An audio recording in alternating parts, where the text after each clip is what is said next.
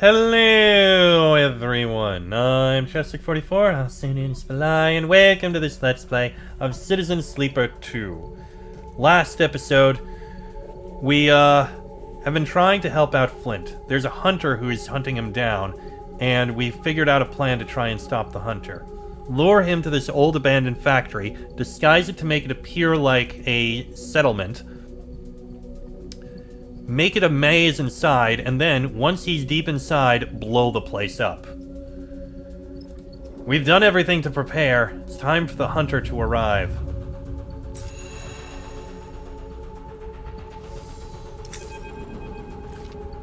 Wake up, sleeper. We've got incoming. You shake off the haze of forgotten dreams and get up. In moments, you are in the cockpit. Xander, Cadence, and Seraphim all gathered around the console. On it, the local view shows nothing, not a single ship signal, and few objects beyond a scattering of debris. It was right here, I swear it. Seraphim jabs at the screen. A ship. Small, but definitely a ship. Seraphim, we've all been up a while. Get some rest. I know what I saw. You look at the screen, its gridded view showing the scattered signature of debris, like schools of fish drifting in a soft current. The manufactory is a noisy blob at the center of the circle, one that dissolves into the background at its edges. Nothing. And then there it is. A flicker, a flash, a spark of movement and light among one of the debris clouds. It flares, and then is gone again. You look up and Seraphim meets your eye. He reads your expression immediately. Seraphim slams a hand down on the console, opening up the comms channel.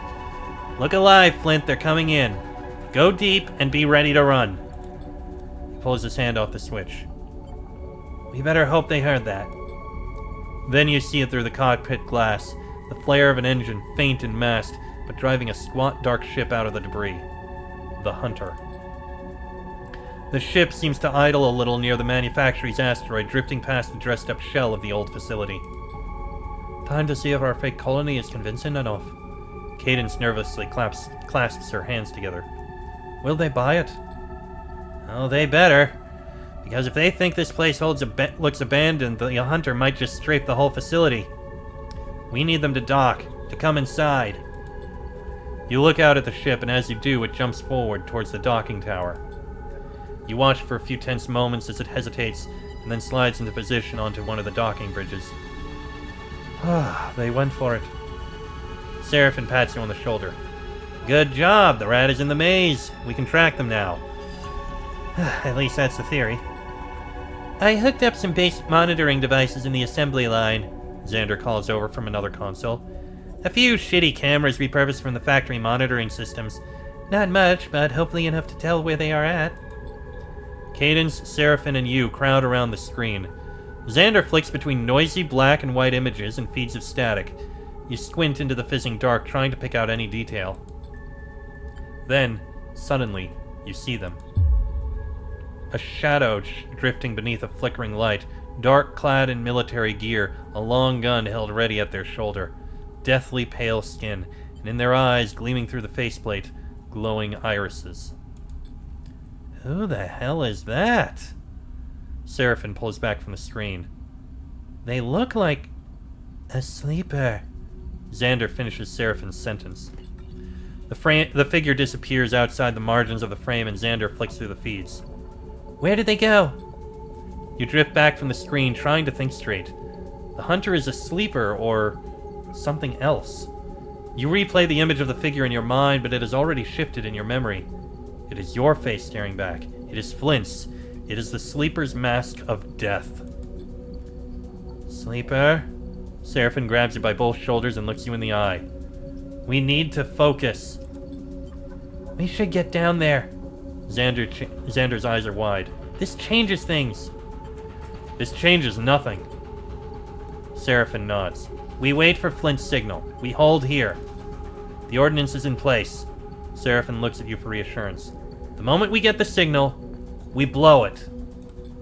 You think of the mining charges rigged in daisy chains. The fuel barrel is lashed to detonators. The command code ready to transmit from the rig. Seraphim sees a determination in your eyes. We hold.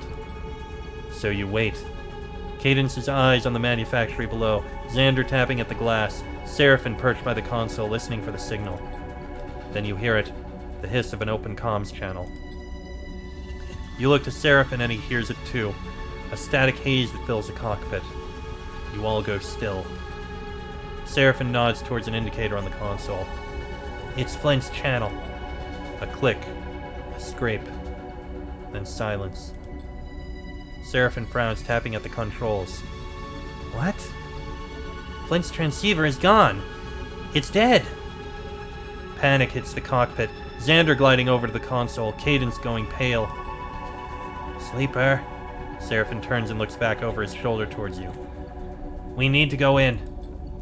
Go. Cadence looks between you, Seraphim, and Xander with a steely expression.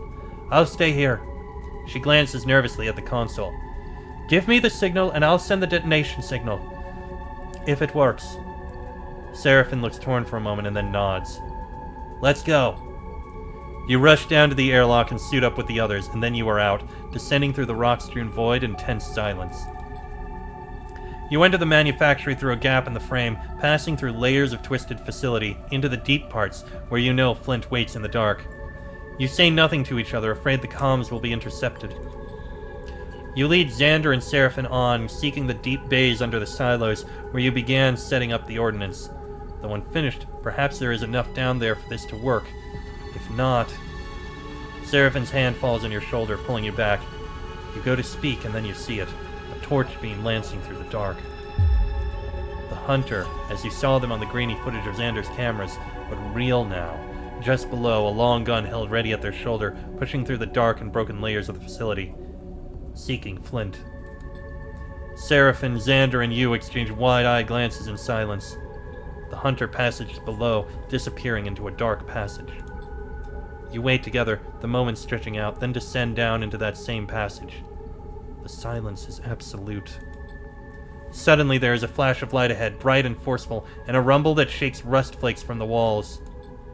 Xander pushes off hard, launching past you into the dark. Seraphim goes too, and you instinctively glide forward as another rumble shakes the foundations of the facility. You come into a low bay scattered with glowing embers. Scorched holes in the walls spew drops of red-hot metal where a weapon has been discharged. The Hunter floats at the center, taking aim again, and you see a flicker of movement on the far side. Flint retreating. Before you can act, a slight figure in a suit slams into the back of the Hunter. Xander. As he hits, the Hunter's gun spins out of their hand. Grab the gun. You kick off, away from Xander and the Hunter as they grapple together, spinning in the dark towards a deep shaft at the far side of the bay. You spot the shape of the long gun as it spins ahead of you. As you reach it, your hand locking around the sculpted grip, you spin and raise it. You take a moment to steady your aim. The scorching shot grazes the side of the Hunter's suit in a flurry of sparks. They are thrown away from Xander, unable to find anything to slow their glide. The Hunter disappears into the dark of the shaft, leaving a trail of embers in the dark. You see fear in Xander's eyes as they turn back to you. The muzzle of the gun smokes, glowing red. It is spent. I've got Flint, Seraphim calls over local comms. We ascend, now! You look across to the two of them, kicking off from the floor of the bay toward a ragged hole in the ceiling. You and Xander exchange a single glance, then follow. Cadence? Seraphim is on the wide band. Detonate this place now. Send the command. There is silence. You ascend through it, through the layers of the manufactory, seeking the open void of space beyond. You clear the manufactory, gliding into open space. A silent shockwave like a gust of wind runs through the void. The silent rumble spits out a scatter of debris. You turn back, still gliding towards the ship, and see the shattered manufactory. Whole sections are bending outward, the framework shredded, plating tumbling away in shards. You look across at Seraphim and Flint, their eyes set on the ship, trying only to stay ahead of the debris. You do the same, fixing your attention on the rig and nothing else. The Hunter is dead. Okay. Mission complete. We leave.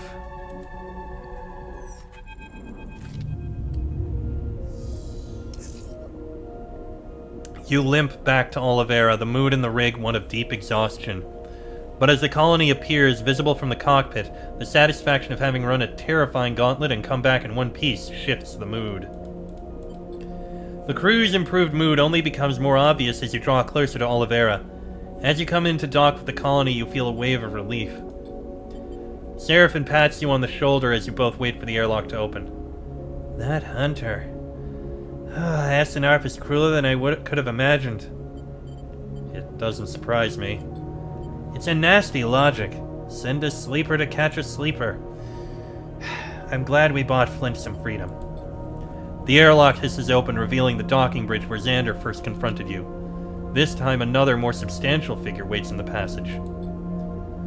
I hear you're the ones I should be thanking for saving my life. Carmen leans against the side of the tunnel, one arm clamped against his waist. So, thank you. He nods at the two of you. Good to see you up. Just about, although I'm told I shouldn't be. Carmen! Cadence rushes past the two of you, gliding into Carmen with an embrace strong enough to leave the injured man off balance. Alright, careful. You don't want to put me back in the med bay now, do you? Carmen pushes Cadence back with a gentle grip on her shoulders. He flinches as he does, his joke clearly holding some truth. Sorry, just glad to see you up. Where's Xander? You losing your vision, old man? You look back to see Xander and Flint behind you in the tunnel. Xander smiles widely at Carmen, betraying his happiness to see him. I'll be just fine, Xan.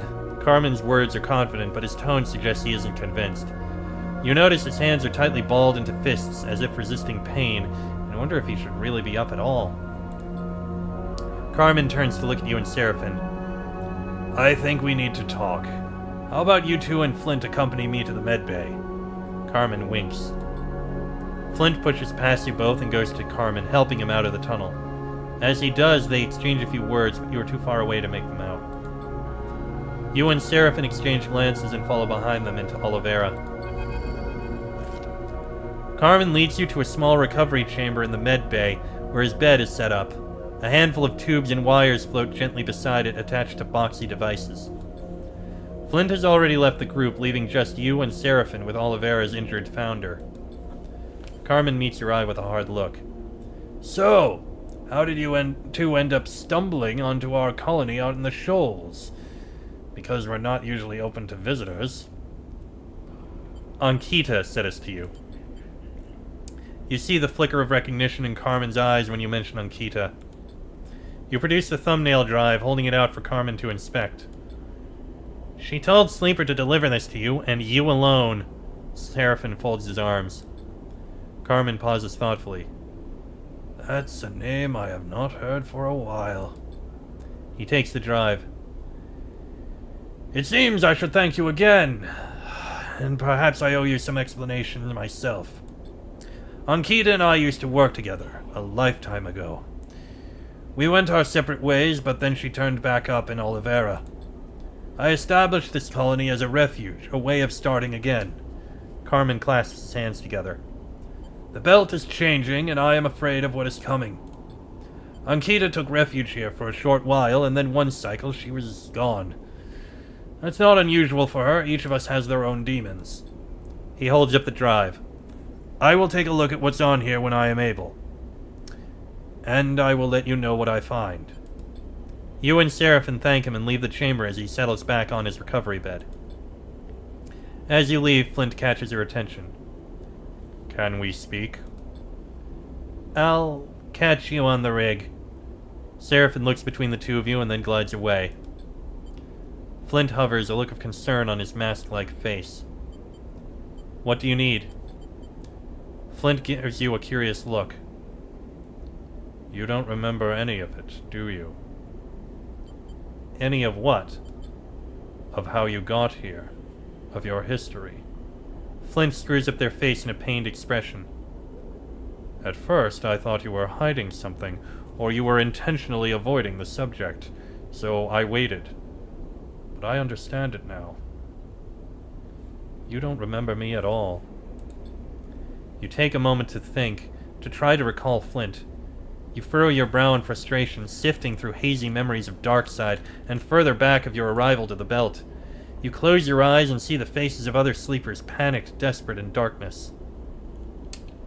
I don't remember. We worked together in the same SNARP mining installation, along with the other sleepers. He searches your eyes for a spark of recognition. We weren't close. I'm not sure we really spoke. Very few of us did. But I was there when we planned the escape together, the run to the freighter, collapsing the mine shaft. Flint stops, struggling to continue in the face of the blank look you were giving them. You feel an unpleasant itch, as if something is crawling around inside your skull. You can see that Flint wants you to recall them, to recall the escape, the installation, but you find only hazy sensations, and beneath them, pain. I'm sorry, I don't mean to... I know you can't help it. I just needed to say something, to know if you really don't remember. Thank you for everything you've done for me, and for Oliveira. Flint turns and drifts away dejectedly, unable to continue. As you watch Flint go, you scratch at the side of your head, trying to find something in the way they move, the way they speak, their mask-like face.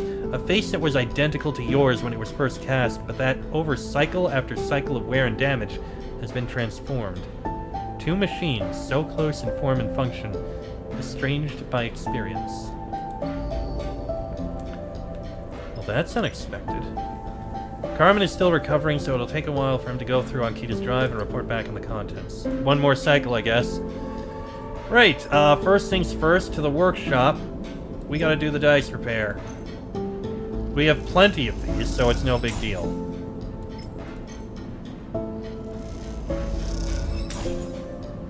We got 2 glitches, but they should go soon. Now, with that said, we can extract some fuel here. There we go. And we can work the farm stacks a bit. One more. That wasn't as pleasant. If that's the case, you guys go ahead, source some supplies. End of the cycle.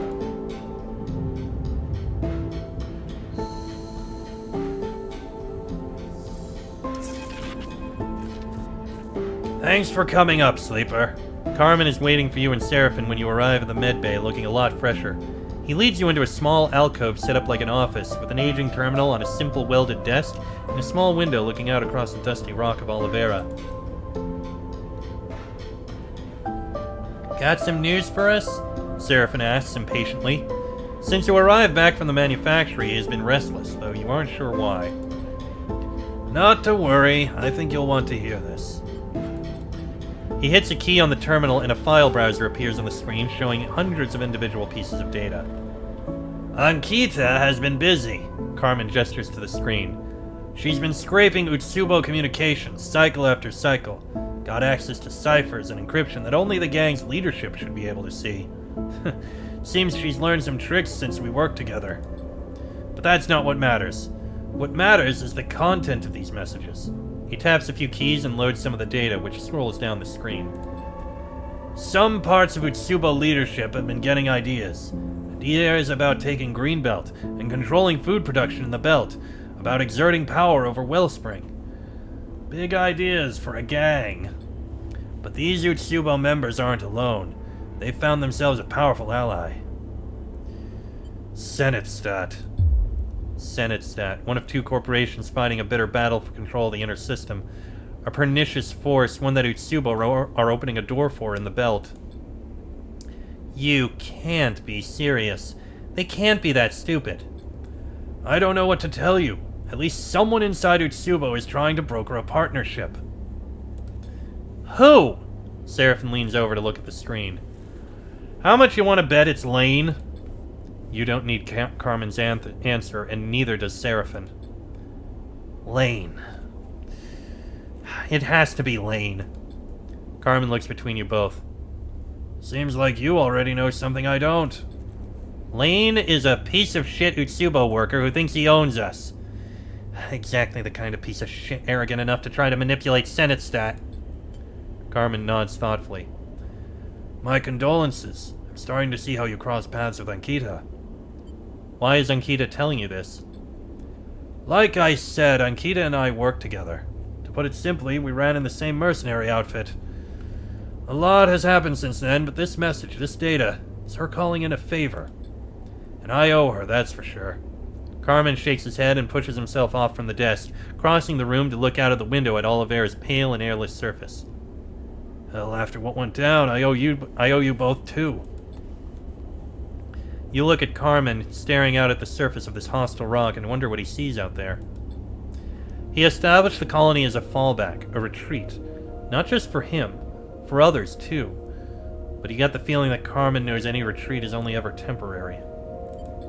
He turns back to you. And you, Sleeper? What will you do? Well, we'll take out Utsubo. Take on a gang. Are you sure about that? We are going to end Lane. Whatever it takes.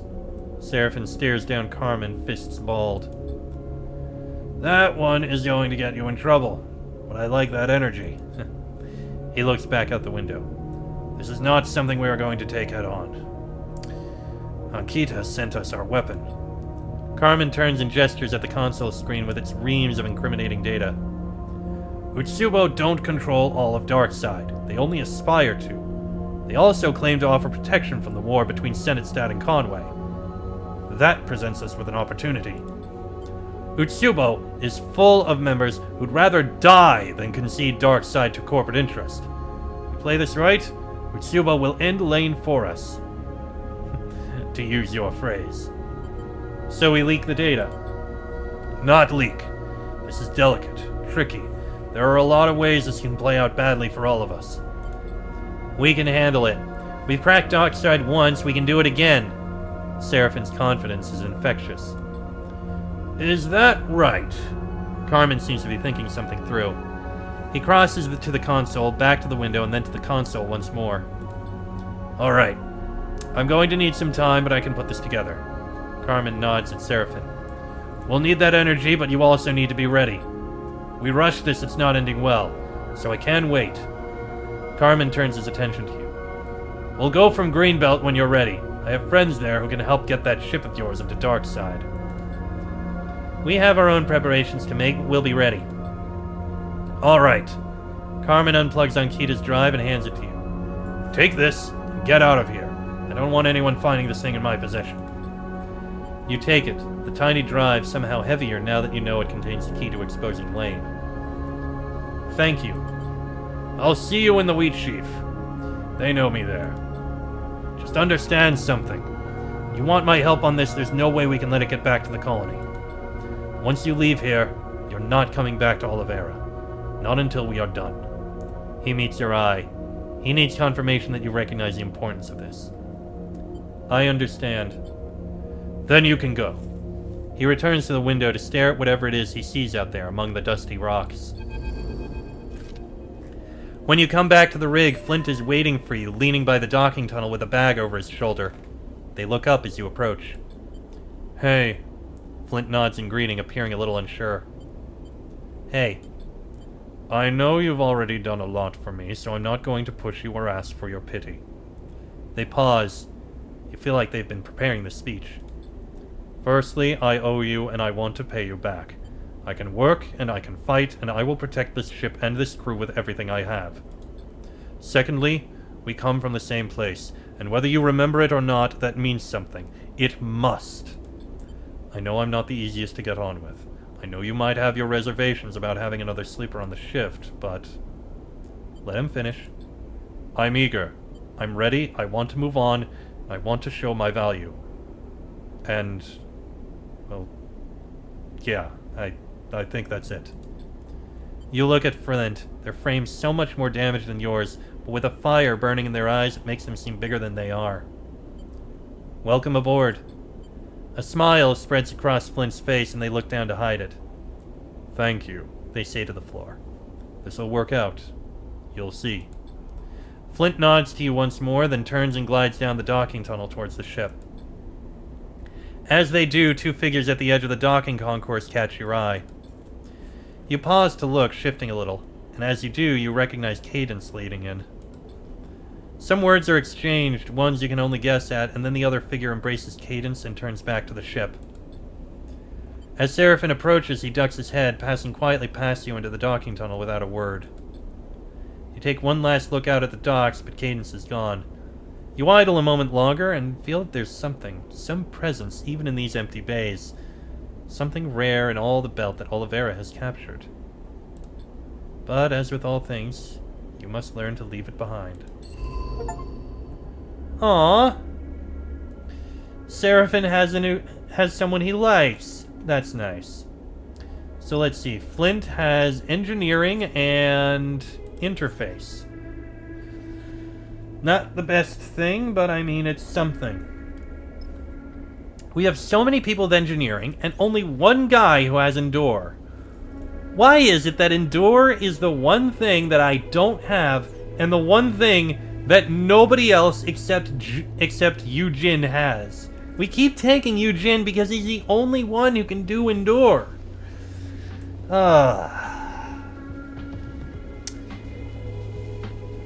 It feels kind of annoying, in all honesty. So, we'll have to come back. Well, we do have 3 points. We need one more so we can finish off Engage and be as best as we can with that. Wait for Carmen's message. Ah, okay, that's gonna be good. And get back to Dark Side. That we will do. But we have done everything here. I am going to end this episode here. Next episode, we travel out and hopefully here soon. Till then, I am Chester44, I'll send in Stalai. This has been a Let's Play of Citizen Sleeper 2, and I shall see you all next time.